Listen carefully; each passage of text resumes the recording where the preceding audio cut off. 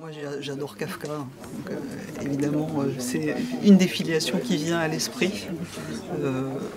C'est l'histoire d'un homme qui s'appelle John, qui se surnomme lui-même la taupe. Il est dans une société, il commence par expliquer en fait au début du livre son projet, où il décide, pour des raisons qu'il explique dans le premier chapitre du livre, de prendre des notes sur sa vie, sur ce qui se passe.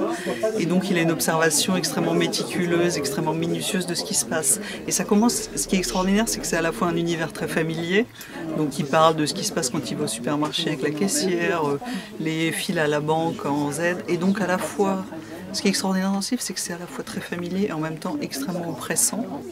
Dès le début, il y a des choses qui mettent assez mal à l'aise. Il y a un voisin dans la cage d'escalier qui est très inquiétant, qui s'appelle Grodek. Donc on est dès le début en but à une violence très arbitraire, mais en même temps on est dans un monde très familier.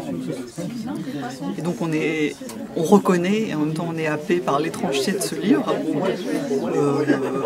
À la fois c'est très oppressant, en même temps il y a des passages qui sont très drôles, donc notamment ce qui se passe, au bout d'un moment il y a un tournant dans le livre où il explique qu'on doit faire partie d'un club d'enterrement, et là on bascule vraiment dans cette vision de l'oppression d'une société où en fait tout est contrôlé, tout est enregistré. On est dans une société où les relations humaines sont devenues complètement contrôlées, pas du tout libres, spontanées, et où tout ce qui se passe est à un niveau quasiment infra, comme ça, une espèce d'infra-vie, avec cet auteur qui prend des notes et qui, au fur et à mesure qu'il écrit sur ce qui se passe et qu'il enregistre tout ce qui se passe très minutieusement, gagne en lucidité. Ouais, donc on est dans une société où tout est contrôlé. Le titre du livre, extrait des archives du district. On est dans une société où tout est mis sous archives, tout est enregistré, tout est... Ça fait penser à Kafka, ça fait penser à Brésil. En même temps, c'est un livre à côté duquel il ne faut absolument pas passer, mais en même temps, on a l'impression qu'on peut le découvrir que comme ça, sous le manteau, par une espèce de diffusion confidentielle, comme cet homme qui...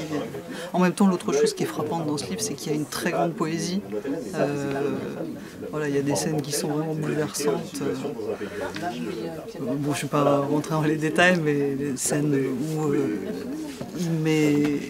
où il parle de son fils, il y a toute une partie sur les clubs d'enterrement et un copain qu'il a eu dans les clubs d'enterrement, et au fur et à mesure qu'il progresse dans la description, il gagne en lucidité, donc il se rend compte que des gens qu'il avait pris pour des gens froids ou méprisants, en fait essayaient de lui envoyer des signes comme ça, quasiment souterrain, et on a l'impression que ce livre ne peut être que souterrain, et d'ailleurs le narrateur lui-même se nomme la taupe. Donc on a l'impression finalement que ce livre ne peut se diffuser que comme ça, et qu'il aura une diffusion très longue. C'est quelqu'un comme Kafka qu'on lira, qu'on continuera à lire sûrement dans 50 ans, dans plus, mais que sa diffusion se fera de façon souterraine.